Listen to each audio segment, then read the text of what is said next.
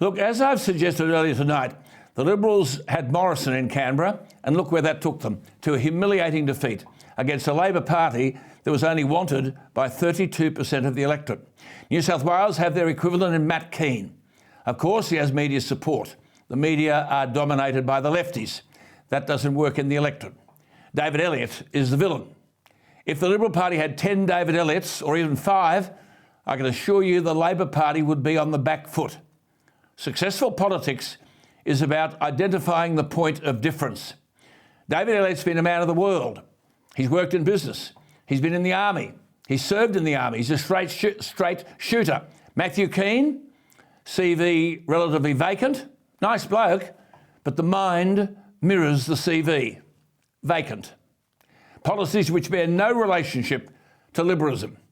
I'll interview John Howard tomorrow night on his new book of essays, A Sense of Balance, a magnificent treatise Matthew Kean could do well to read and memorise. The New South Wales government have problems with the unions. I've spoken in the past with the rail, tram and bus union leader, Alex Claassens, very reasonable bloke. In May, Kean, as Treasurer, declared that the government, New South Wales, wouldn't bow to union demands. I'm tough Matthew Kean. We won't be making expensive changes to a fleet of new trains that rail workers were refusing to staff due to safety concerns. David Elliott's made it clear that the prolonged industrial action is a consequence of Kean damaging negotiations between David Elliott and Claassens, because to use Elliott's plain speak, he had, quote, the rug pulled out from under my feet. That's what you get, he said, when you send a boy to do a man's job. Elliott's right, because in the end the government had to back down. Kean, the boy, sent on a man's errand, was wrong, not for the first time. But as David Elliott has said, the industrial action has destabilised the Perrottet government. David Elliott was right when he said, the union is sceptical of us, that is the government. He said, quote, hard to put the genie of distrust back in the bottle when it's so freely moving amongst us.